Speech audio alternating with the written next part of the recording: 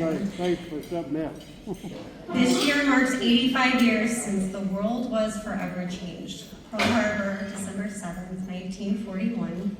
The United States was suddenly and deliberately attacked, and our nation found itself thrust into war. And what was the response?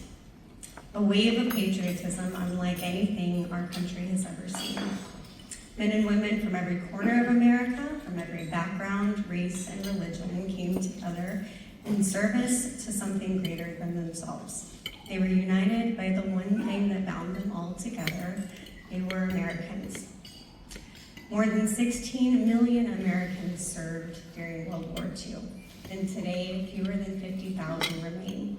And tonight, as we honor 8 of these American legends on the occasion of their 100th birthdays, we are reminded just how rare and precious this opportunity truly is. Ladies and gentlemen, we are among living legends. At Beyond the Call, our mission is simple: honoring the past and serving the present. Those words guide everything that we do. To us, honoring the past means remembering the sacrifices made by the men and women of the greatest generation and ensuring their stories are never forgotten.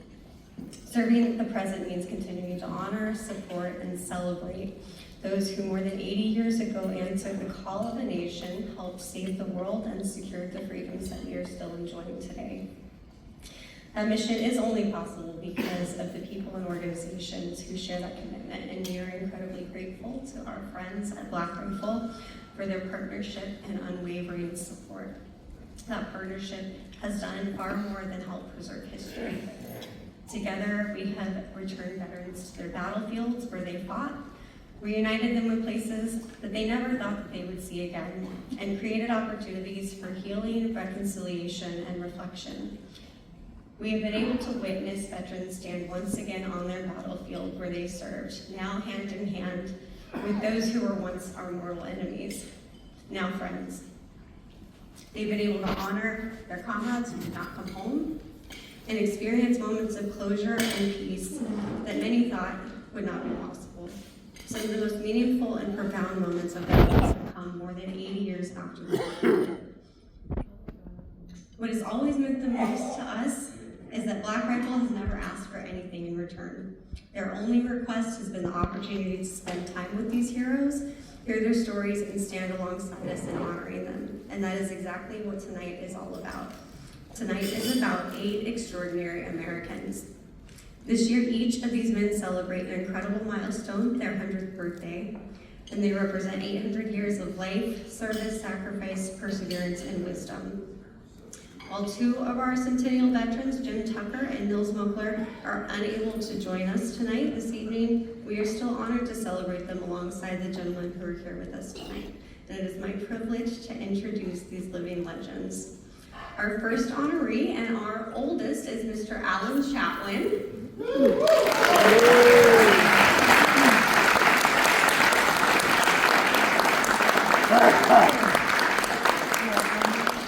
Alan was born on January 17, 1926 in Williamsville, New York.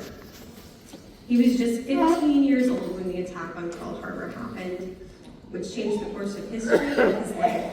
Like so many young Americans of his generation, he understood the significance of that moment and answered our nation's call. Al joined the United States Navy in 1944 and served as a petty officer 3rd class and was stationed on Guam. Because of men like Al, Guam was able to be liberated from the Japanese occupation and now proudly is known for being where America's day starts. After the war, Al completed his education through the GI Bill, built a successful career in electronics, and one wish remained all these years later. He wanted to go back to Guam, where he served in the Navy 80 years ago. Through the support of Black Rifle, that dream was finally fulfilled, allowing us to take Al back to Guam, where he was welcomed home as a liberator and hero, and where he proudly served his country all those years ago. Please join me in recognizing U.S. Navy veteran Alan Chatwin.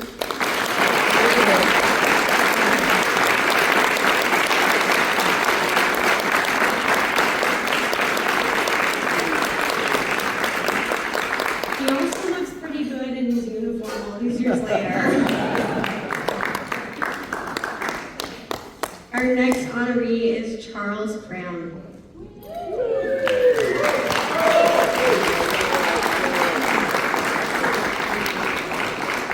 Charles was born in Los Angeles on March 15, 1926, and at 17 years old, 17, he enlisted in the United States Navy, became a corpsman, and landed on Iwo Jima, February 1945. His job was to run towards danger. Time and time again, Charles moved through enemy fire to treat wounded Marines on the battlefield. He witnessed the raising of the American flag atop Mount Suribachi, and soon learned that the battle was far from over. On the 7th day of combat, he was severely wounded by a sniper. Refusing evacuation, Charles continued treating wounded Marines until he was physically unable to return and remain on the front lines. Of the 250 Marines who landed with his company, only 25 of those walked off the island. Wow. For his extraordinary courage and selfless service, Charles was awarded the Silver Star, the Bronze Star, and the Purple Heart. 80 years later, Charles returned to Iwo Jima, carrying a Japanese flag he had found during the battle. There he presented that flag to the grandson of General Kurabashi, who was the commanding general of the Japanese forces during the battle, symbolizing not only remembrance but reconciliation and friendship between enemies all these years later. Please join me in recognizing our American hero, Mr. Charles Cram.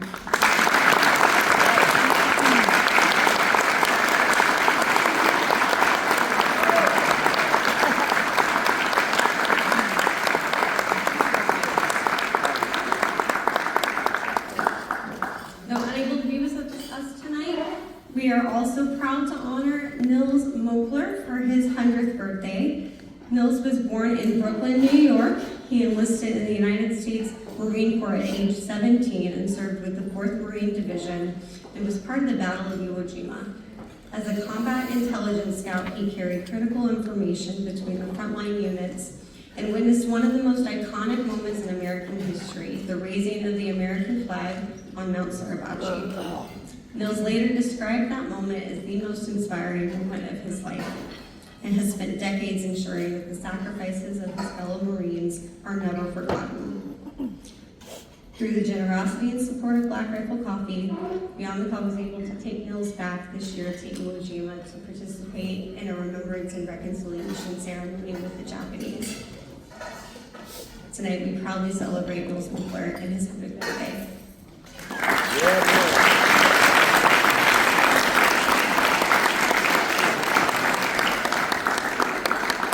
Our next honoree is Mr. Patrick Zilliacus, our professor, as we call him.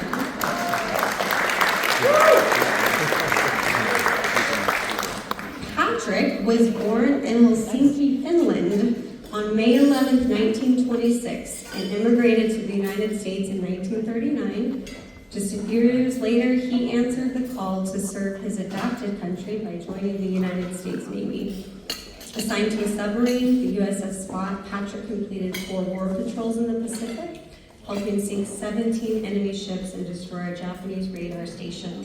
He survived repeated depth charge attacks and close encounters with enemy vessels beneath hostile waters.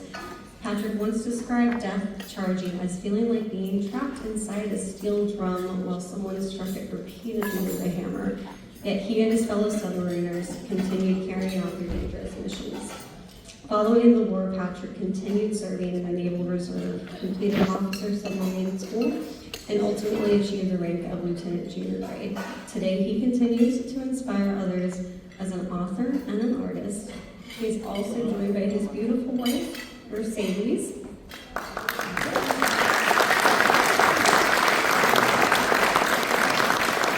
And you have to know, Miss Mercedes is originally from the Philippines, which was under Japanese occupation when she was a little girl. So these men in here tonight helped to liberate the country, and because of that, she's here with us this evening. Please help me in honoring and thanking Patrick for his 100th and Mercedes.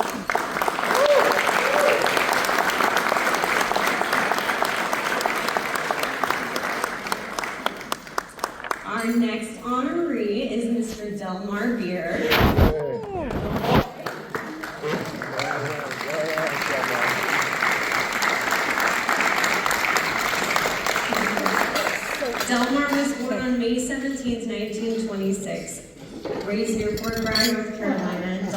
Hunter served in the U.S. Navy during World War II.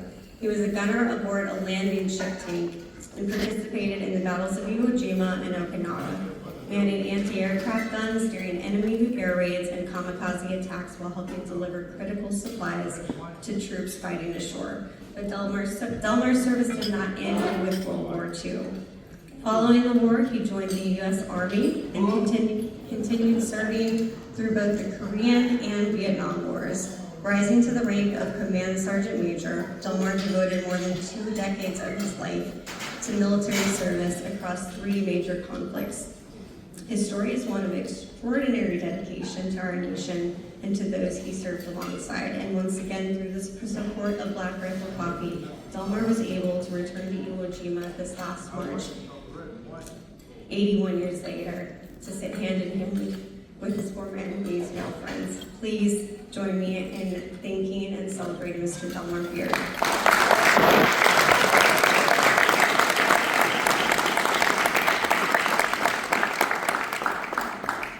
Our next honoree is Mr. Jim Tucker, who was unable to be with us today. I do want to make the point that we have the incredible opportunity to be among these heroes, and every day is such a gift. We are losing these veterans, I think, close to 200 daily over 2 generations. So to have 6 with us here tonight is incredible, and the other 2 are getting photos and videos and so much love through text I'm today. not going to be able to eat this. Mr. Jim Tucker was born September 14th, 1926. Jim enlisted in the U.S. Navy while still a junior in high school, and as a member of the Navy Armed Guard crews aboard merchant marine vessels, he delivered fuel, ammunition, and critical supplies during the battles of Iwo Jima and Okinawa. Those ships carried highly explosive cargo into active combat zones, making every voyage dangerous. Yet Jim and his fellow sailors continued delivering the supplies needed to sustain American forces during some of the most pivotal battles of the Pacific War. Following his military service, Jim spent 35 years serving the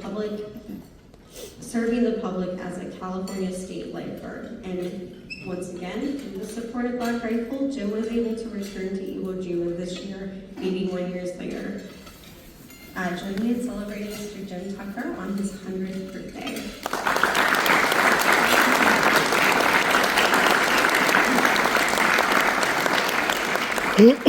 Our next honoree is Mr. Charlie Braun. Charlie.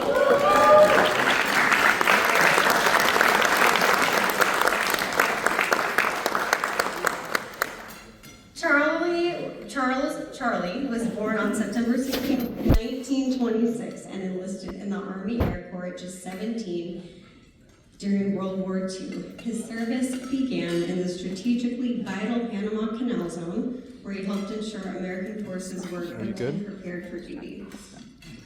When the U.S. Air Force was established in 1947, Charlie continued his military career, eventually rising to the rank of Master Sergeant. His service spanned World War II, Korea, and Vietnam before he finally retired in 1970.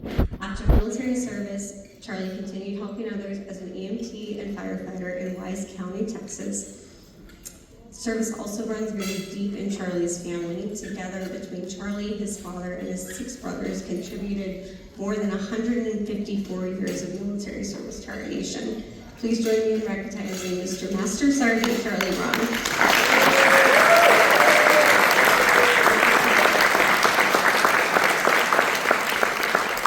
Charlie's also a bit of a daredevil and still likes to go skydiving today if anybody wants to.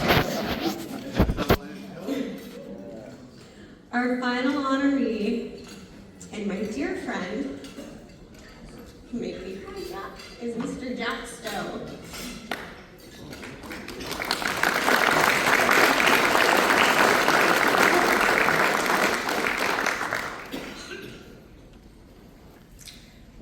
Jack was born right up the road in Denton, Texas, on September 28, 1926. When Pearl Harbor was attacked, Jack knew immediately that he wanted to serve, but he was too young to enlist, so he altered his birth date, forged some papers, and joined the United States Navy at 15 years old. Oh my goodness. After training in San Diego, Jack was assigned to the Solomon Islands, where he witnessed naval operations in the Guadalcanal area and watched the war unfold across the Pacific. As the fighting moved closer to Japan, he remained at his post, helping maintain security in the region. When the war ended, Jack and his two fellow sailors hitched a ride aboard a Dutch freighter bound for the U.S. After more than 3 years of service, Jack returned home at just 18. Having already experienced more than most people see in a lifetime, please join me in recognizing Mr. Jack Stowe.